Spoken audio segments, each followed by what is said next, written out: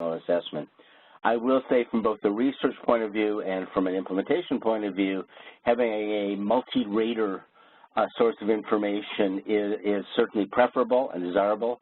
And frankly, again, as I mentioned, doing those kinds of surveys and doing them well really does enhance your awareness and sustainability. Cool. Thank you. Another question that is a very interesting question that has come up is, do organizations use external contractors to help facilitate the process? Also, do you think external contractors would be a useful strategy to go for lack of resources internally? Jen, I wanted to start that question with you and then pose it to Merv as well from his understanding of the cross-section of the organizations. But Jen, is that something that you looked at and or did at some point at all? No, we don't really have the resources for an external contractor.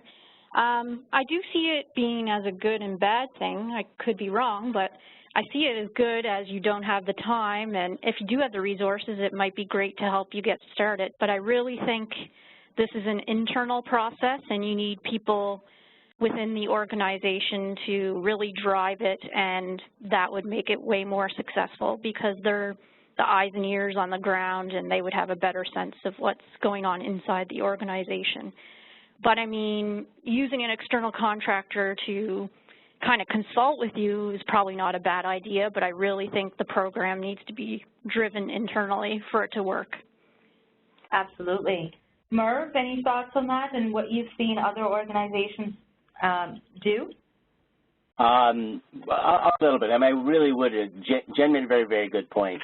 This needs to be owned by the organization if it's going to be sustained. This is not a kind of flash in the pan and now we'll move on to something else. So having that internal identification of, as I said, why we're doing this, what we want to accomplish, what it's going to look like, because ultimately we're talking about culture change. We really are.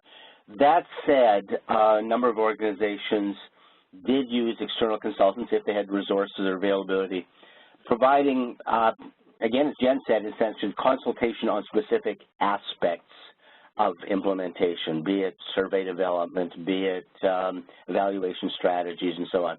So I think where possible, a blend of the two is desirable. Certainly we've worked with a number of organizations and helped them, but they need to own it. It's them, not some external organization's responsibility.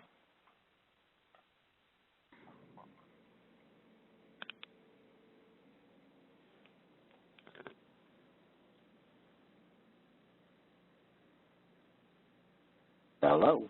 Oh. Nitika, can you please repeat the question? Sure. Another very interesting question with kind of multiple parts to it, and thank you, Merv, for your response before, and Jen as well. Perhaps we can dice this question a little bit. Would love to hear more specific examples on how workplaces are supporting home and work balance. And what thoughts do you have on that, Jen? Between home and work-life balance. Here we have a bit of a flex time arrangement. People can, if they need to leave for an appointment and it's within reason, they can do that. If they need to go pick up their kids, they can go do that. Or if someone's sick, they can work from home. So we are dabbling in that a bit, and that seems to go over really well because it gives people the flexibility to take care of things at home and still be an active participant in their workplace. Merv, have you seen any other examples within the organizations? Well, I can partly speak to the project and also some of my other work. Yes, indeed, flex time is one of the more common examples, as is work from home, as is provision of various kinds of services where possible on-site or through community agencies such as elder care, advice, coaching, and so on, and various services through your extended benefits. There are a number of things you can do.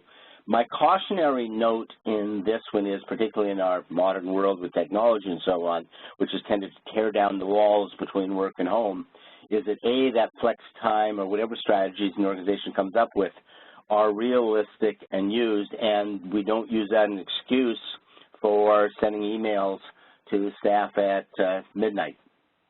Right. And what about encouraging the reporting of high stress? So how's that been happening with the case study organizations, Merv? Well, as I said, that's actually an area where a lot of organizations are struggling, and that's not in any sense a criticism of the organization. It's an example of a variety of things. First of all, conceptual clarity. What is high stress? The construct of stress in itself has got considerable debate around as to what it means, and what is considered high stress. My high stress may not be the same as yours, and what kind of reporting mechanism. So that's an area where I think there needs to be a lot of work, quite frankly, and it's going to be tough because the nature of life and the nature of work involves some degree of stress, and that's not necessarily a bad thing. Absolutely. Another question that is, again, a very important and integral part of implementing standard is having a great communication strategy and using all the various ways in your organization where you can reach out to the employees. So a question that's come up to say, how do you communicate and what methods and tools do you use to communicate the right messaging to your employees, whether it's related to the assessment that you've done or the work that you are planning as well as that you have available for the employees to use. So what type of communication strategies have you used at Belmont Health and Wealth, Jen? We're a pretty easy example, I think, but we're an office environment, so email has worked great. We do have a bulletin board in our kitchen that we use to post resources and things that are going on. We also have some Fridays at 4 every few months, so we all get together in the boardroom, and if we need to talk about something regarding the standard or communicating something new, we can use that avenue. We have lunch and learns every few months. We get local practitioners to come in doing all sorts of topics, healthy eating, stress management, things like that. So we would use that to get everyone together, potlucks, and having meetings. Since I started here back in 2011, definitely getting together across departments and as a group and as a whole for 2 locations of using conference calling has improved greatly. So that's kind of the methods we have used. Perfect. And I know that your organizational size is smaller than some of the other organizations in the project as well. So, Merv, how are bigger organizations, larger organizations, tackling the communication aspect of the standard? Well, good question. Again, large organizations probably have the capacity for, say, an intranet, maybe newsletters, those kind of things. So they're certainly using existing channels for communication, staff meetings and the like. But again, larger organizations have levels to them, and just because you send a bulletin doesn't mean anyone reads it. Just because you have a newsletter posted on your bulletin board doesn't mean anybody pays attention to it or necessarily connects it with the topic. Certainly, providing regular information to managers and other people and incorporating that into staff meetings and the like makes a big difference. I think one of the most promising practices that we saw in some organizations are in the nature of, for example, health and safety meetings or even departmental meetings, having a standing item on the agenda pertaining to psychological health initiatives and actions. Perfect. Thank you. There's another very interesting question here, and I'm really glad that so many good questions are coming through. So thank you for all those questions to the attendees as well. Now, have organizations been looking at job design in implementing the standard, and if so, what has the impact of job design been? And Merv, in your experience, what has job design and looking at the job demands and psychological needs of the job been, has that been a focus, and how have organizations been tackling that? Great question, and an area that I think we need to make a lot of progress on, quite frankly, because for the most part, most job descriptions don't do a great job of describing what someone actually does, particularly in terms of the psychological demands of the job. So I think that's the area for progress. Some of the folks calling in may have more information on this. My understanding is the City of Toronto, some years ago actually, did a reclassification of all their positions to incorporate interpersonal, cognitive, or if you will, psychological demands. I think more organizations are doing that and paying attention to that, but I think there's a need for progress. Perfect. Any thoughts on that, Jen, in terms of how you've looked at job design? We're not per se looking at it, but I mean, we're doing our annual reviews and looking at each supervisor goes over a review like most organizations do, and I think there is an emphasis on education and growth and opportunity in your role, where you would like to see yourself in a few years. So we're not really tackling the job descriptions per se, but we're giving employees an opportunity to say where they'd like to grow, what things they like to do in their job, what they don't, right. And trying to work with them to improve their role and what strengths they have in that role. Mm-hmm. And in essence, I think what I'm hearing is that you have an opportunity to handle looking at job design in various ways. And in smaller environments, smaller organizations, it might be handled one unique way. And in fact, there are so many advantages of having a smaller work environment. But in a larger work environment, you could do it in a more formalized way as well. Speaking of larger organizations... Can I jump in on that for a moment and just add the important point that it's important to stress that while I think we do need to do that to be more realistic and ensure success within any job, that does not mean that employers should be looking at the, if you will, psychological qualities or characteristics of employees. That would be potentially discriminatory and decidedly inappropriate. But so with that cautionary note in mind. Absolutely. And speaking about larger organizations, there's a question around, is it helpful in larger organizations to establish a committee? And if so, how can that committee be merged with other committees? And as you know, there are quite a few other committees going on in the organization as well. So how can you make sure that that work is coordinated, as well as you're not adding extra work, but you're using the resources you already have to the best possible way? Merv, any thoughts on that? Yeah, absolutely. Sure. I think that would be one of the definite facilitators, using existing structures and processes. The most common and sensible, quite frankly, was to look at your Occupational Health and Safety Committee and kind of rebrand it or expand the scope.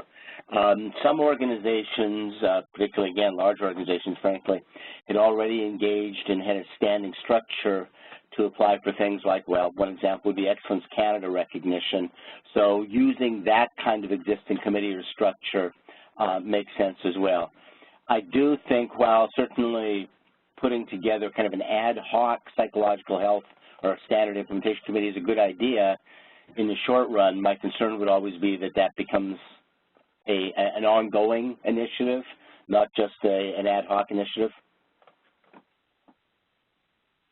Perfect. Thank you.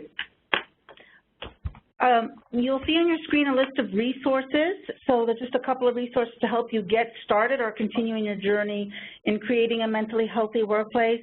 You can download the case study research project, the early findings interim report, as well as a number of other resources about our case study, the national standard, as well as the accompanying guide, the implementation guide called Assembling the Pieces, and also there's a link to the Canada Award for Excellence for Mental Health at Work for certification along your journey in implementing the standard.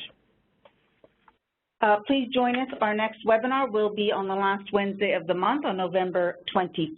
So again, to continue our learning in creating mentally healthy workplaces. Also, we really do appreciate it if you would fill out our survey, and it will open after you leave the webinar. So we do appreciate your feedback for also and provide your feedback on future topics as well. And with that, it's really my pleasure to both congratulate our speakers today, Jen and Merv, and also all of you for showing the interest in the case study project, and in fact, I should say continued interest in the project, and enthusiastically asking us questions. We're happy to answer any more questions you have via email as well. And please contact us or go on our website for the resources. And last but not the least, I have to thank the funders of the case study project, and it would not be possible to go into a 3-year journey with all the 41 organizations without the support of Mental Health Commission of Canada, but also Lundbeck Canada, Great West Life Centre for Mental Health in the Workplace, and Government of Canada. And I want to also thank the constant support and input of our research team, Merv being part of the research team, our steering committee and expert panel of the case study project. Again, none of this work is really possible without the input and collective effort of a community, if you will. So with that, I would like to thank you, and we hope to see you next month on November 25th for our next webinar. Have a nice day. Thank you. Thank you.